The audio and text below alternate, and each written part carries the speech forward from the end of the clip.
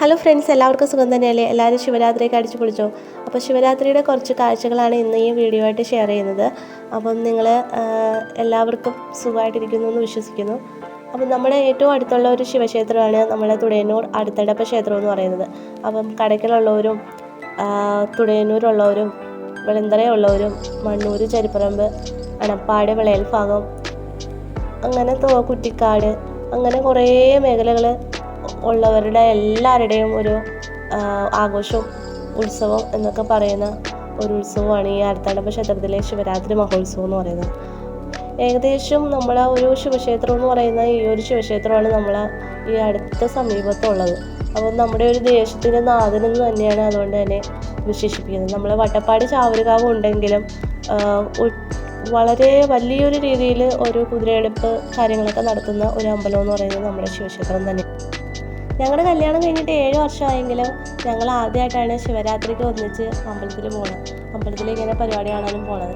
അപ്പം ഇതിനു മുന്നേ നമ്മൾ പോകാൻ കഴിഞ്ഞിട്ടില്ല. കാരണം ചേട്ടന് ഡേ ഡ്യൂട്ടിയോ നൈറ്റ് ഡ്യൂട്ടിയോ ഒക്കെ ശിവരാത്രി ദിവസങ്ങളിൽ ഡ്യൂട്ടി വരാറുണ്ട്. അപ്പം ഇത്തവണ അതില്ലാത്തത് കൊണ്ട് തന്നെ വളരെ സന്തോഷമായിരുന്നു കേട്ടോ. അതുകൊണ്ട്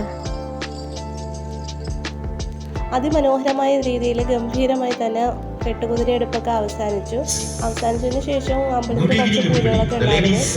അതൊക്കെ കഴിഞ്ഞിട്ട് 8 മണിയോടുകൂടിയാണെന്ന് തോന്നുന്നു നമ്മുടെ തിരുവനന്തപുരം ജോസ്കോയുടെ ഗാനമേള ഉണ്ടായിരുന്നു. അടിപൊളിയായിരുന്നു. പറയാതിരിക്കാൻ പറ്റില്ല. അവരുടെ കലാകാരന്മാരെ അടിപൊളി പെർഫോമൻസ് ആണ് അവരുടെ. നല്ല പാട്ടായിരുന്നു കേട്ടോ. അത് കഴിഞ്ഞിട്ട് നമ്മൾ ഫ്ലോട്ട് കാണാനായിട്ട് നമ്മൾ തിരിച്ചു വരുന്ന വഴി കുതിരപ്പാലം വഴിയാണ് നമ്മൾ തിരിച്ചു വരുന്നത്. അപ്പം തിരിച്ചു വരുന്ന ആ വഴിക്ക് 2 ഫ്ലോട്ടുകളുണ്ട്. അപ്പോൾ അതും ഞങ്ങൾ കണ്ടിട്ടാണ് തിരിച്ചു പോകുന്നത്. അപ്പോൾ ഫ്ലോട്ടിൻ്റെ കാര്യം പറയുമ്പോൾ ഈ ഒരു ശ്രീരാമദൂതൻ എന്ന് പറയുന്ന ഫ്ലോട്ടാണ് ഈ പോണത്. അപ്പോൾ അതൊക്കെ നല്ല അടിപൊളിയായിരുന്നു. നല്ല ആർട്ടിസ്റ്റാണ് ഇതൊക്കെ ചെയ്തിട്ടുള്ളത്. അപ്പോൾ അവരുടെ കഴിവ് മനോഹരമായി തന്നെ അവർ ഇതിൽ ആവിഷ്കരിച്ചിട്ടുണ്ട് കേട്ടോ.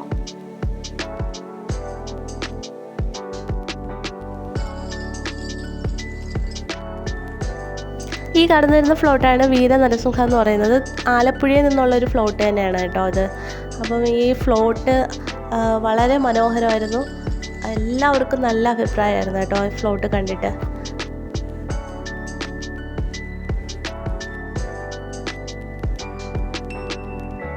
ഇതിനൊപ്പം നമ്മുടെ ദേശത്തുള്ള ആൾക്കാർ ഒരേ ഡ്രസ് കോഡ് യൂസ് ചെയ്ത് അവർ അതിനൊപ്പം നൃത്തം ചെയ്തൊക്കെ പോകുന്നത് അതൊക്കെ വളരെ മനോഹരമായിരുന്നു കേട്ടോ.